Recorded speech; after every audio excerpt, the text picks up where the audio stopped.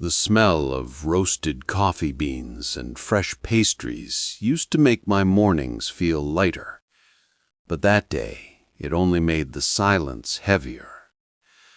I was sweeping near the entrance of Marlowe's Cafe, the same wooden floor I had polished every morning for the past 22 years, when a young woman rushed through the door. She was talking on her phone, holding her latte with one hand, scrolling with the other. Before I could step aside, she brushed past me. The coffee spilled all over her white blouse. Her expression changed instantly from distracted to furious. "Are you kidding me?" she snapped, shaking her sleeve. "You need to watch where you're going, old man." I froze. My hand tightened around the broom handle. People were watching. Customers, staff, even the delivery guy.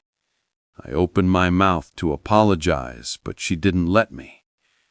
"Honestly, why are you even still working here? Shouldn't you be retired by now?" Then she added with a cruel little laugh, "People like you should just stay home. You're old and useless." I didn't reply. I just knelt down and started to clean the spilled coffee, even as it soaked into my shoes. I could feel her eyes on me, judging me, already bored, already moving on.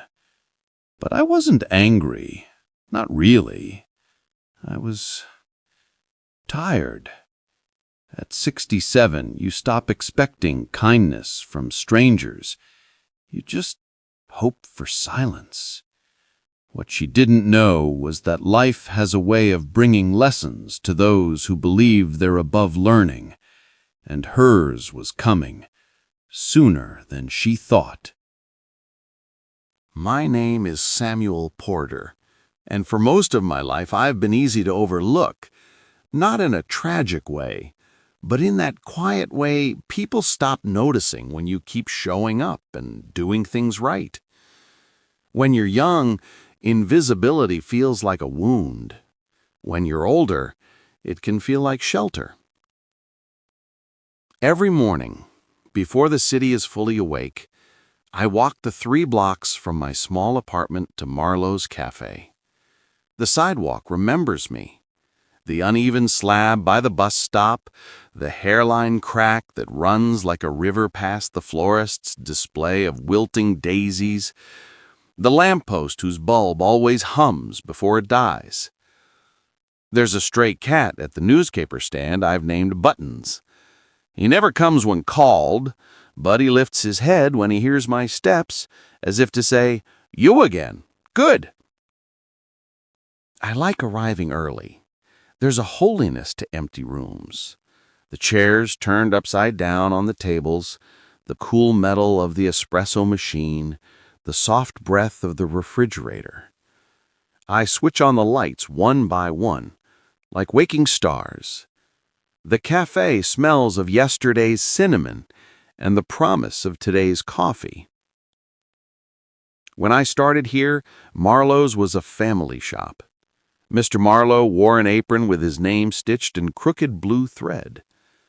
He baked in the mornings, humming old jazz standards without knowing he was doing it. And he had a way of saying your name that made you feel chosen. Regulars brought in photographs of their kids. Someone always left a book on the window ledge.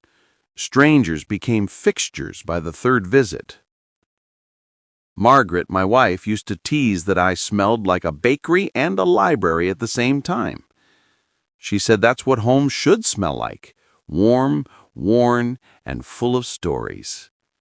I would come through our door with flour on my sleeves, and she'd brush it off with that little laugh that made the whole apartment brighter. But time changes, even the rooms that think they're timeless. Marlowe's became part of a chain. The logo got sleeker. The playlists arrived in emails.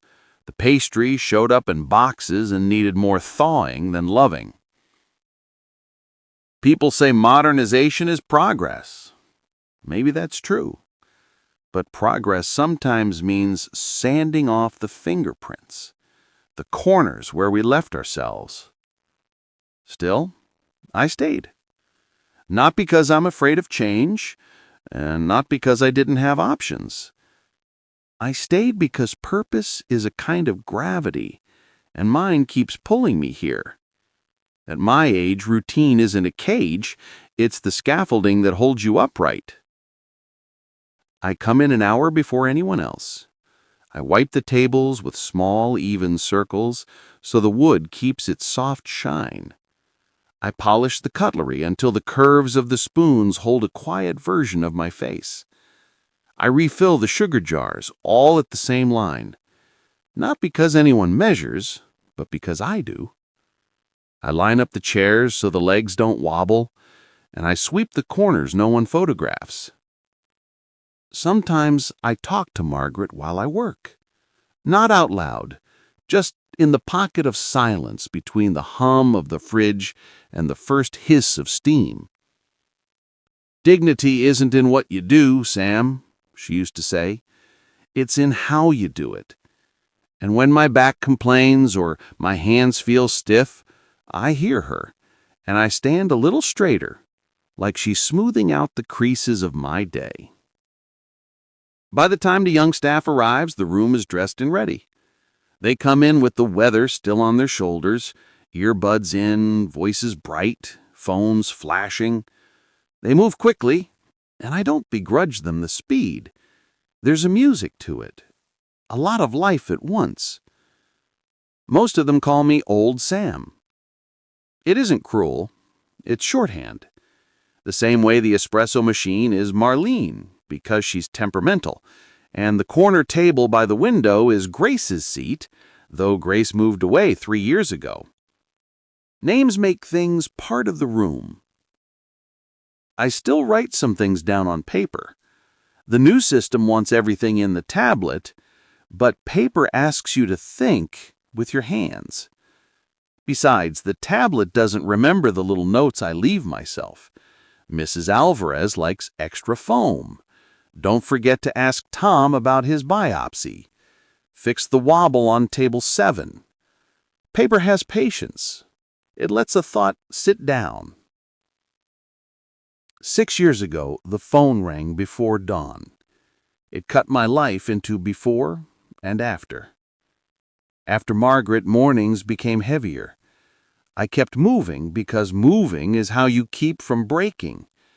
Marlowe's gave me a place to set the weight down for a few hours each day, in routines, in small tasks that begin and end, in the click of a clean cup on a saucer that says, "There, you made something whole again." The sunlight that makes it past the bus shelter lands on the counter at 7:42 in winter, 7:58 in summer. It paints a slow gold over the coffee beans in the grinder. Sometimes, if I turn just right, I see 2 reflections in the glass, mine and a softer shape beside me, her hair gathered low, her smile tilted toward me. I don't chase the image, I let it visit. Miracles need room. There are 1,000 little things no one knows I do. I tuck a folded napkin under the leg of the high chair so it won't rock.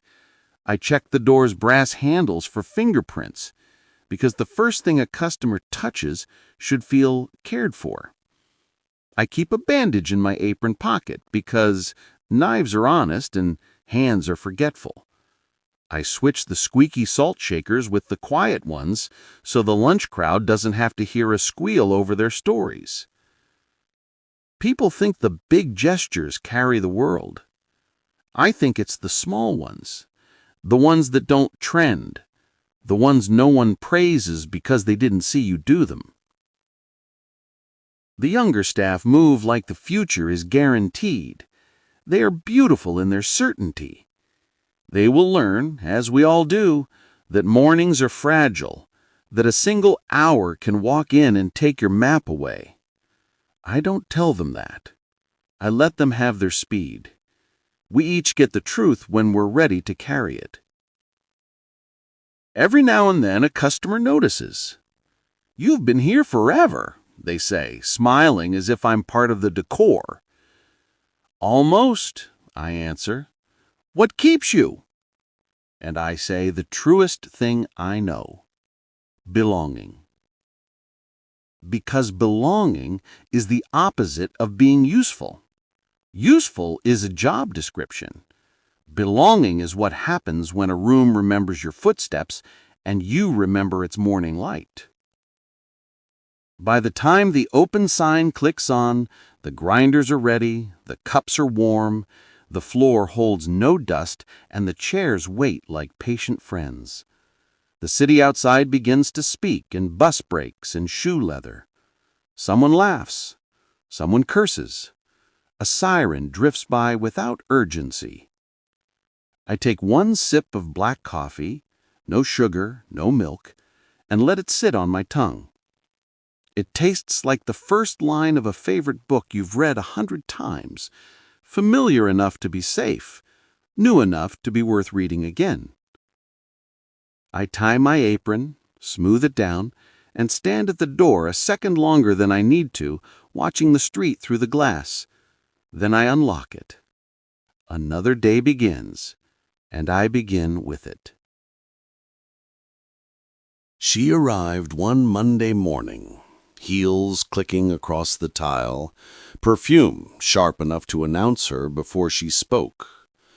Chloe Harrison, 24, the new assistant manager. From the way she moved, you could tell she'd never been late to anything in her life. Not once. Her first words to me weren't "good morning" or "how are you?" They were, "You're Samuel, right? The cleaner?" Her tone wasn't cruel. It was worse, indifferent. As if she was talking to a piece of equipment, something that functioned but didn't feel. I nodded, smiled faintly. But she was already walking away, phone in hand, thumbs moving faster than thought.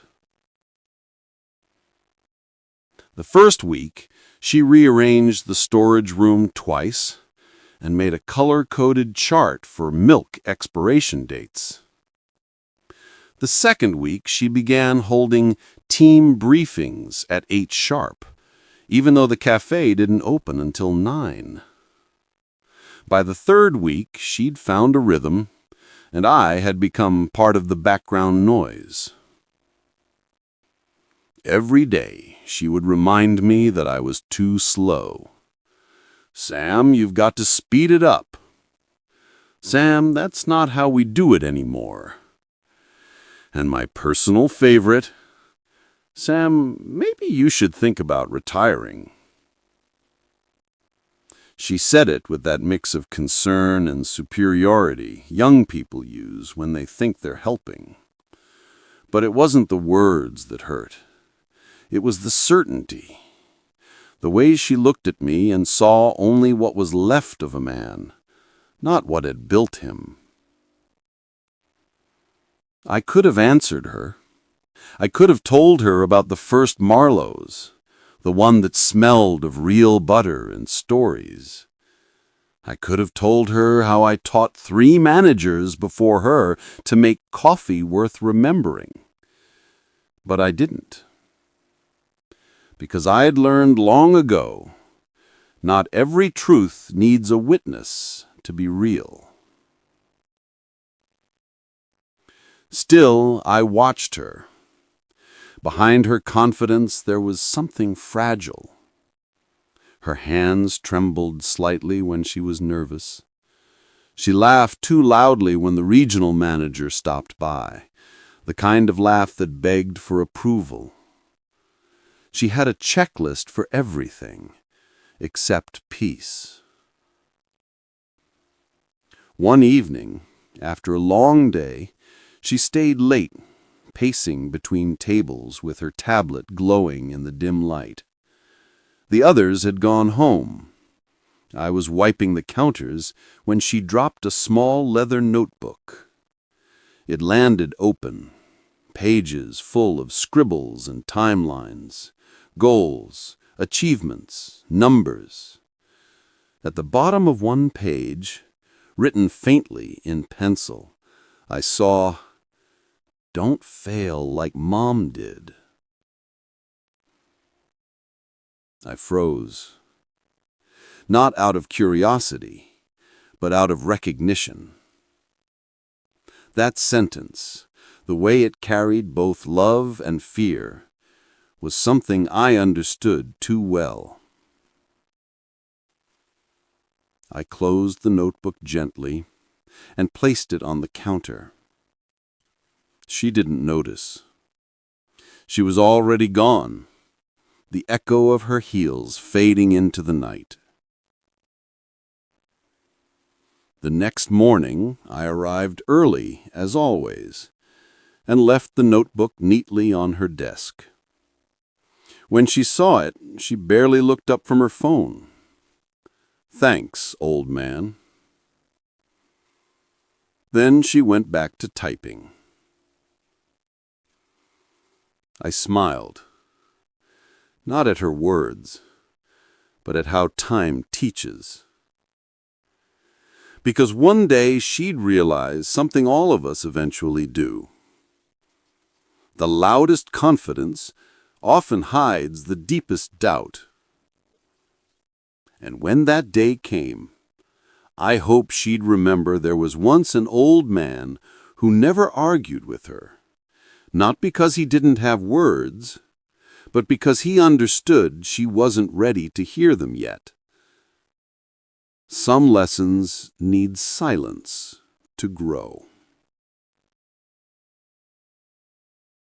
A few weeks passed.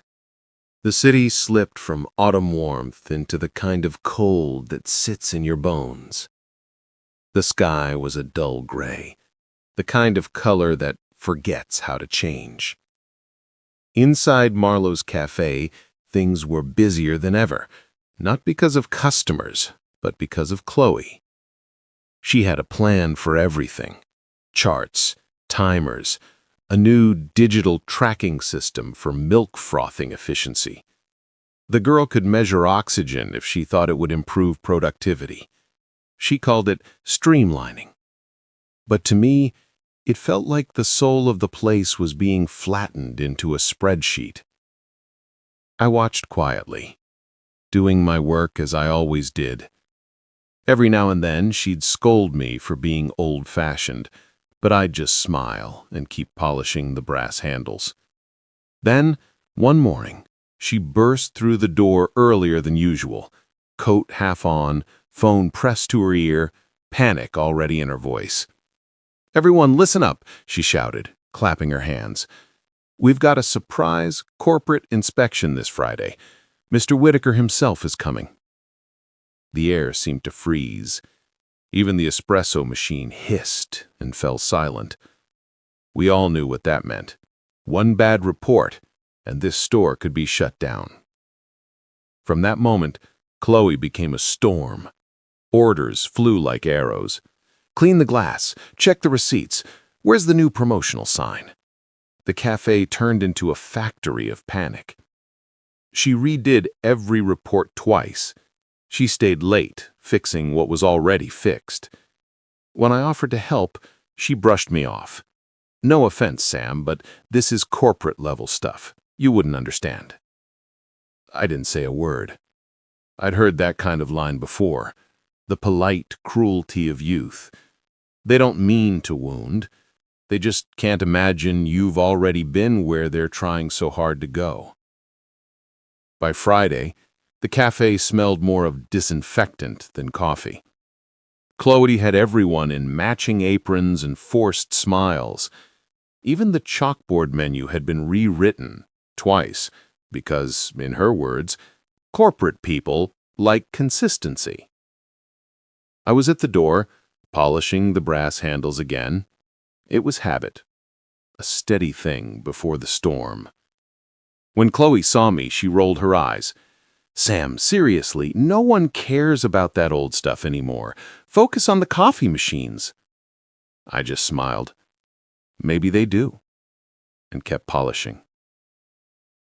At 10 sharp, the door chimed. A tall man in a gray wool coat stepped inside, brushing rain from his hat. He looked around slowly, his gaze sharp but kind. Mr. Whitaker, regional manager, corporate legend. The room went still. Chloe straightened her back, fixed her smile, and nearly ran to greet him. "Mr. Whitaker, welcome to Marlowe's. We've been expecting you." He nodded politely, shaking her hand. Then his eyes drifted past her, to me. And for a brief second, recognition lit his face. "Well, if it isn't Sam Porter," he said, his voice warm, almost fond. "Still here after all these years?" "Yes, sir," I said, smiling. "Still here." He laughed softly. "Good. The place wouldn't feel right without you." Chloe froze. Her perfect smile wavered. "You two know each other?" she asked, voice tight with surprise. Whitaker nodded. "I used to come here when Mr. Marlowe ran the place himself. Sam was part of what made this cafe special. He's the reason I fell in love with coffee." The room fell quiet. You could almost hear Chloe's pride deflating, quiet as a balloon losing air. Whitaker walked around the cafe, his steps unhurried. He ran his hand over the wooden counter, touched the picture frames on the wall. When his fingers brushed the old brass handle of the door, he smiled. "This place still has a soul," he said softly. Then he turned to Chloe. "You must be the new manager. Numbers and systems are good, Miss Harrison, but remember, a business breathes through people." Chloe nodded quickly, but I saw her face. The flush rising from her collar, the quiet ache of being corrected in front of everyone. Whitaker's visit lasted another hour. He inspected the machines, asked questions, smiled at the customers. Before leaving, he shook my hand again. "Good to see you, Sam." Then, turning to Chloe, he added gently, "Don't lose what makes this place human." After he left, the cafe felt different. Lighter, somehow. Chloe stood near the counter, pretending to organize menus, but I could see her eyes, unfocused, thoughtful, maybe even humbled. For the first time, she didn't tell me what to do. And for the first time, I saw her really see me. The inspection went on longer than anyone expected. Mr. Whitaker wasn't a man who wasted words. His silence did the talking, and every pause, every quiet nod carried the weight of a decision that could make or break us. Chloe followed him like a shadow, her notebook clutched to her chest, voice a little too bright, smile a little too wide. She kept using words like optimization and digitization, trying to prove she belonged. But you can't impress a man like Whitaker with words alone. He'd been around long enough to know when someone was selling polish instead of substance.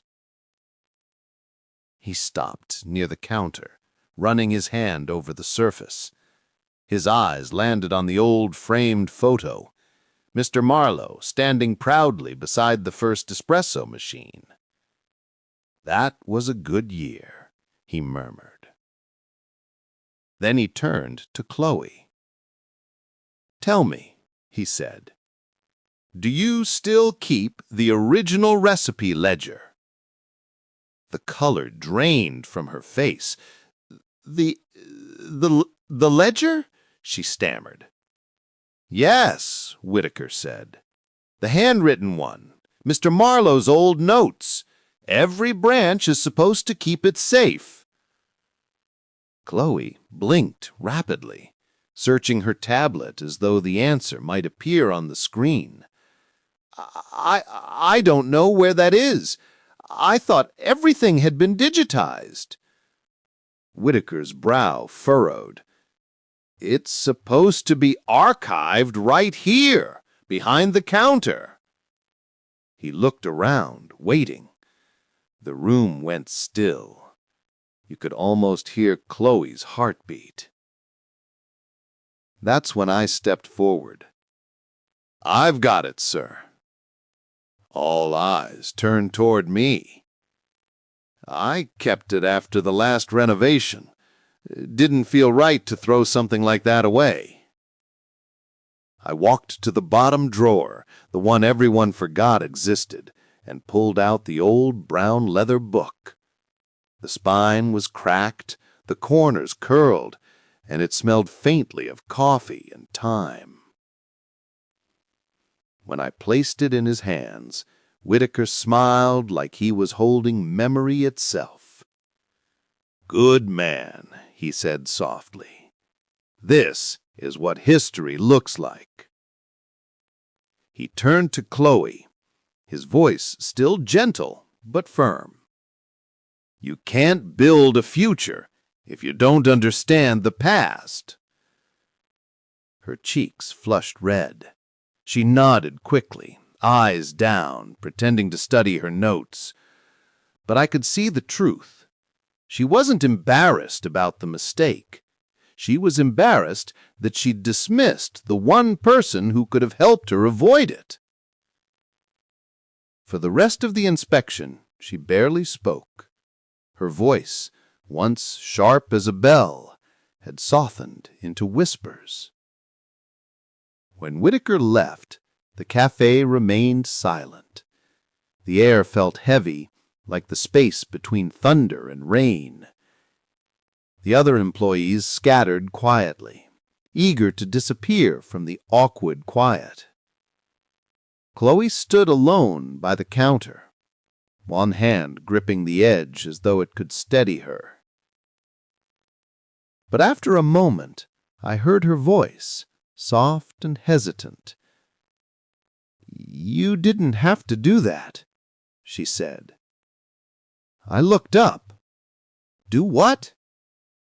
"Save me," she whispered. "You could have let me look stupid." I smiled, not in mockery, but in kindness. "I didn't do it to save you. Did it because it was the right thing to do." She opened her mouth to reply, but then stopped. Her eyes met mine for a moment, and for the first time they weren't full of authority or irritation, just quiet confusion. Maybe respect. She didn't say another word, but she didn't look away either. And in that silence, something small and unseen shifted between us, like the first soft crack in a wall that's been standing too long. I went back to polishing the silverware, and for the first time since she'd arrived, she didn't correct me. The storm that night came without warning, the kind that begins as a whisper, then devours the sky.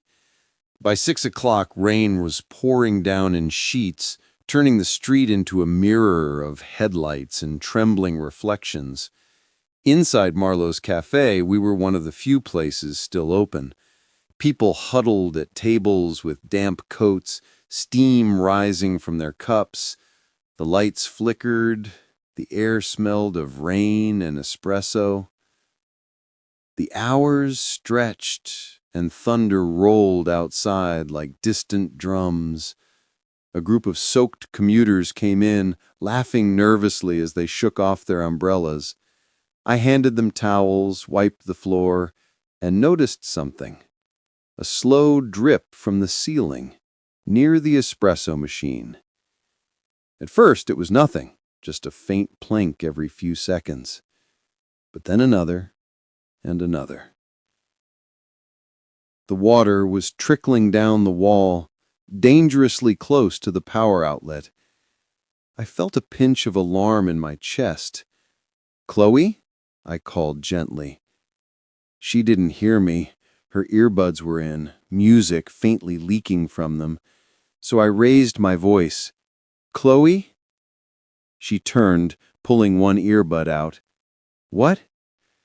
"The outlet," I started, but she was already moving toward it. "Don't!" I shouted, louder this time. The floor was slick. Her foot slipped. For a split second, she lost balance, her hand reaching for the machine, inches from the outlet. A spark flashed, sharp and blue. The air cracked with electricity. Without thinking, I lunged forward and grabbed her arm, pulling her away with all the strength my old body still had. We both stumbled backwards, falling hard against the counter. The machine hissed once, then went dark. Smoke curled from the plug, and the only sound left was the rain hammering the windows. Chloe sat on the floor, her breathing fast and shallow. Her eyes were wide, shock, disbelief, fear. I crouched beside her, grabbed a towel, and placed it gently around her shoulders. "It's all right," I said softly. "Take a deep breath. You're safe." She looked at me, not like a boss looking at an employee, but like a human being looking at another human being who'd just pulled her out of a nightmare. Her lips trembled. I could have been—" "I know," I interrupted gently. For a few seconds, neither of us moved, just the sound of rain, soft and endless. Outside, lightning flickered through the window, turning everything gold for a heartbeat before fading to gray again. She was still shaking, and without thinking, I rested a hand on her shoulder, steady, fatherly, the kind of touch that says, "You're okay. The world hasn't ended yet." When she finally spoke again, her voice was small. "I didn't even see it coming," I said quietly. "Most of the dangerous things, you don't." She laughed once, a dry, nervous sound, then covered her mouth, tears filling her eyes. "I'm sorry," she whispered. Her apology wasn't for the storm. It wasn't even for the mistake. It was for everything before it. I didn't answer. Sometimes silence forgives better than words. When the last customers left and the rain softened into a drizzle, she stayed behind, sitting at the same corner table she'd once used for her checklists. She stared at her reflection in the dark window, not fixing her hair, not checking her phone, just thinking. I turned off the neon sign and wiped the counter one last time. Out of the corner of my eye, I saw her glance toward me, her face lit by the dim streetlight, softer now, stripped of pride. For the first time, I didn't see arrogance in her. I saw humility trying to find its footing, and I felt something in me ease, a quiet relief I hadn't known I needed.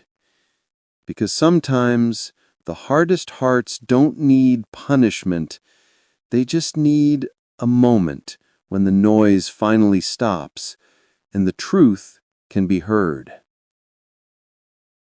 The storm ended sometime after midnight.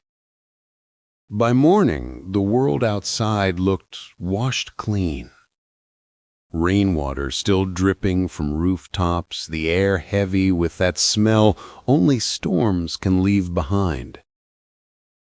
I arrived early, like always. My knees ached more than usual, but I didn't mind. Pain can be comforting when it means you're still needed. The cafe was empty and still. Chairs neatly stacked, the soft hum of the refrigerator like a heartbeat in the background. I moved slowly from table to table, setting out the cups, aligning them just so. The bell above the door jingled, light, hesitant. I turned and saw her. Chloe. She wasn't dressed for work. No heels, no blazer, just jeans, a sweater, and a face stripped of pretense. There was no phone in her hand, no rush in her steps. "Morning," I said quietly. She nodded, but didn't answer. Instead, she looked around the cafe as though seeing it for the first time. The wood beams, the old counter, the uneven clock ticking softly on the wall. Finally, she spoke. "Sam, I owe you an apology." I didn't say anything. Sometimes the best way to help a person talk is to let silence hold the space for them. "I've been awful to you," she said finally. "I've said things I shouldn't have. I thought being in charge meant proving I was smarter, that I could do everything faster, cleaner, better." She laughed bitterly under her breath. But last night, when that outlet sparked, I realized how quickly control can disappear. I stayed quiet, waiting. Her eyes shimmered, not with vanity this time, but with fear and regret. "I was scared," she admitted softly. "Not just last night, always. Scared of failing, scared to end up like my mom." She looked down at her hands. She worked hard her whole life, but people still looked at her like she didn't matter. And I swore I'd never let anyone see me that way. So I became this. Her honesty hit me deeper than her insults ever did. Because it was raw and real. I smiled faintly. We all get scared, even the strong ones. The difference is whether we let fear teach us or turn us cruel. She nodded slowly. Her eyes filled again, and this time the tears stayed.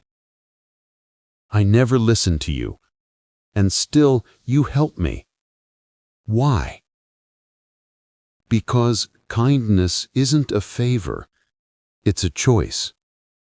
And it's the only thing that gets easier with age."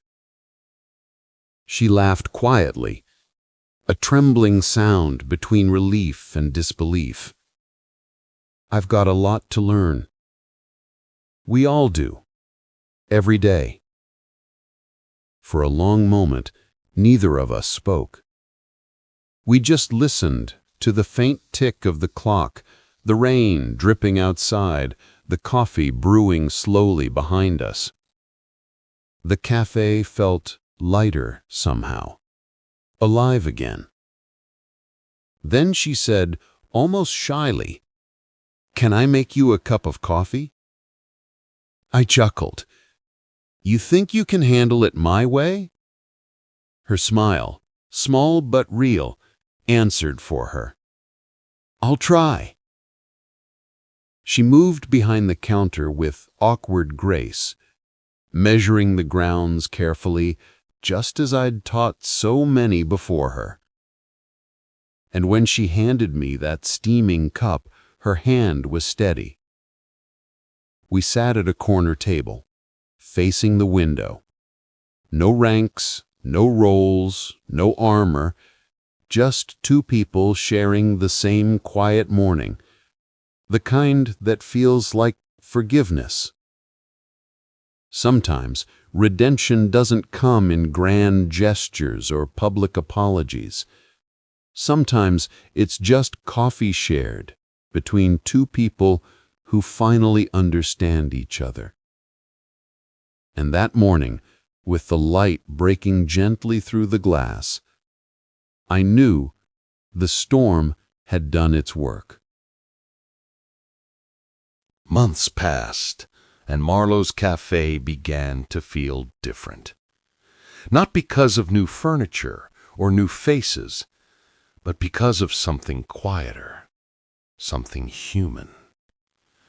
Laughter returned, real laughter, not the nervous kind that hides stress, but the kind that lives in the chest.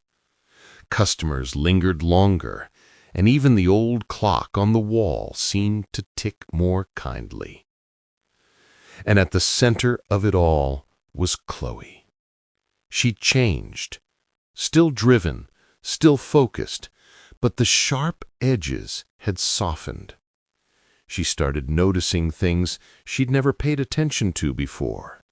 The sound of spoons clinking, the smell of rain mixing with coffee, the way a regular customer's eyes lit up when you remembered their order. One afternoon, she called everyone together. "I want to show you something," she said. On the wall by the entrance, where corporate posters used to hang, she had placed a new frame, a collage of photographs, old and new. At the top, Mr. Marlowe, in his apron, flower on his hands, smiling with pride. Below that, snapshots of baristas through the years, some long gone, some still around. And in the center, a picture I hadn't seen in decades. Margaret and me, standing behind the counter, her hand resting on my shoulder, both of us laughing at something the camera never caught. Above the photos, in neat black letters, it read, "Legacy Wall, because some things should never be forgotten." The staff clapped, but I couldn't. My hands were trembling too much. I just smiled quietly and let the moment fill me. After closing, when the lights dimmed and the others had gone, Chloe approached me. She stood in front of the legacy wall, hands in her pockets, eyes soft. "Sam, we'd like you to mentor the new trainees. Teach them how you do things, the right way." I chuckled, shaking my head. "Old and useless, huh?" She flushed, then laughed, covering her face. "Not even close," she said. "Turns out some things get better with time." The sun was setting outside, spilling gold across the floorboards. It painted everything with the kind of light that makes the world look honest again. The walls glowed. The brass handles gleamed. Even the dust in the air looked beautiful, floating like tiny memories that refused to fade. From the speakers, an old jazz tune played, the same one Margaret used to hum when I'd come home smelling of cinnamon and rain. I looked around the cafe, the same tables, the same creaking floor, and realized I hadn't just spent years working there. I'd spent them belonging there. People talk about success like it's a mountain you climb. But maybe it's really just a place you tend to. A corner of the world that remembers your name. As I hung my apron by the door, I thought of something Margaret used to whisper on hard days. "Dignity isn't in what you do, Sam. It's in how you do it." I whispered it back into the empty cafe just to hear it aloud, and it felt right. For the first time in years, I didn't feel old. I felt proud.